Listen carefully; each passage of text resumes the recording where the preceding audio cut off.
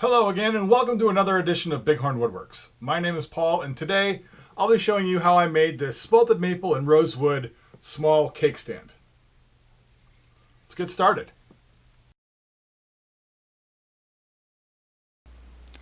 I started this project at my home workshop, and as you'll see in the end, I finished it up at my cabin.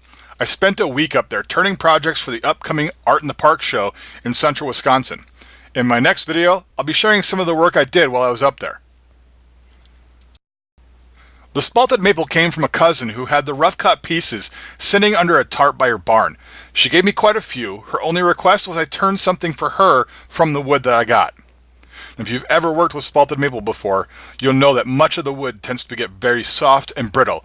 To help hold it together and prevent large pieces from tearing out, I'm using a wood hardener from my local big box store. Normally, if I were to harden a piece, it would go in my vacuum chamber, but this is just too large to fit. While waiting for the hardener to cure, I'm going to start working on the base. This is a piece from a whole collection I received as a gift. I lost the tag a little while ago, but I'm pretty sure it's some type of rosewood. If anybody happens to know differently, please feel free to let me know in the comments.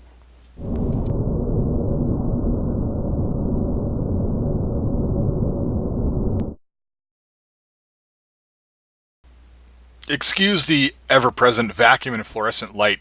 My turning room is actually inside my house, so dust collection is a must. And as for the lighting, that's a future enhancement to the inside shop. Alright, so here I have the inside of the base. No one will ever see this part, but I want to reduce weight as much as I can. I'm using my EasyWood rougher to get rid of most of the work, and will then move to my EasyWood detailer to take the last few cuts and remove the post that my tailstock has been holding. Once that's out of the way, I can work on cleaning up the rest of the inside. And now that I have it flipped around, I can work on the bottom of the base. Here, I just want a nice, even and flat surface resting on an outer footing.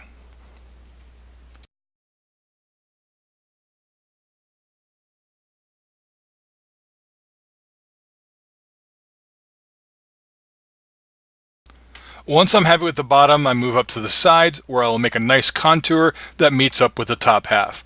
I can tell by the way this tool is cutting that I need to replace the carbide tip. It's cutting, just not very well. It'll do for now, but I'll definitely replace it before I begin my work up at the cabin. And then it's on to sanding. Lots and lots of sanding.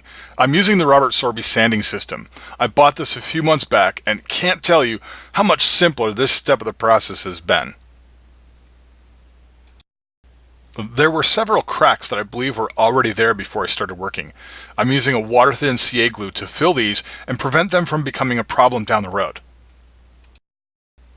The last step for the base is the finish. I'm using a mix of butcher block oil, beeswax, and shellac. I like using this combination because it provides a deep luster without being overly shiny and losing some of the characteristic patterns. It also cures very fast with a little friction.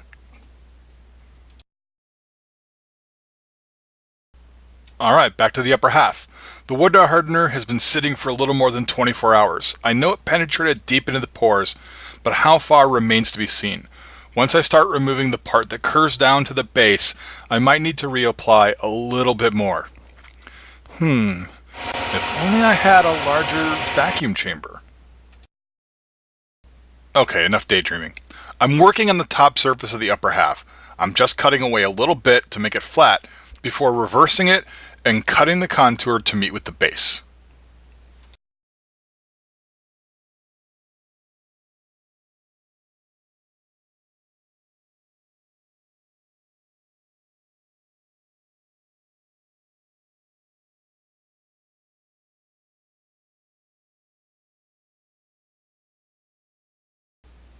Now that I have it flipped around and I want to cut this contour, I want it to be so it flows smoothly with the base. I chose not to glue these pieces together as a way of practicing my judgment of two pieces that are too large to fit together on the lathe.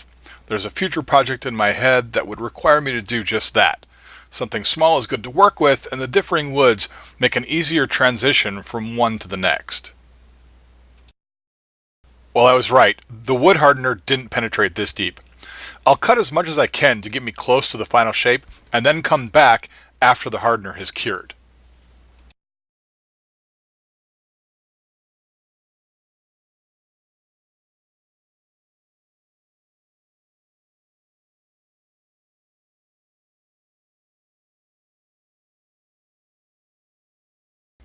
With the hardener cured, I can safely make the final cuts and then fit the top to the base.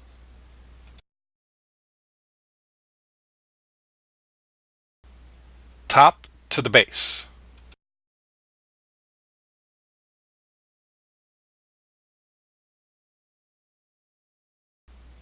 Top to the base.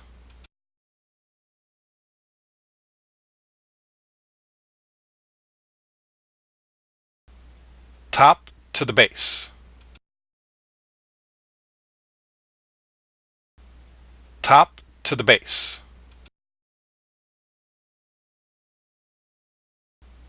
Top to the base.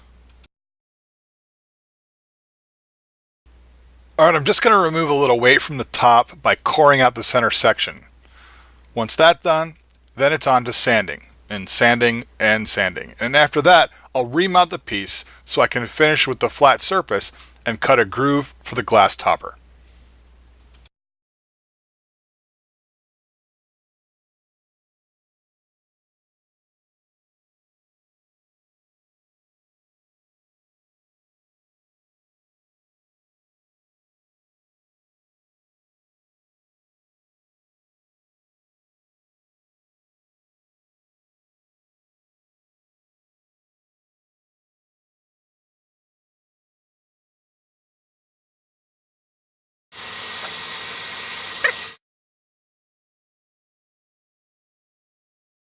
Like I said in the beginning, this project will be finished up at my cabin.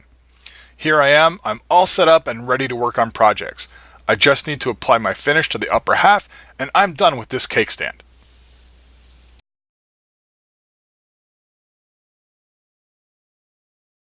And there it is. Thank you everyone for watching the video. I hope you appreciated and enjoyed what I did.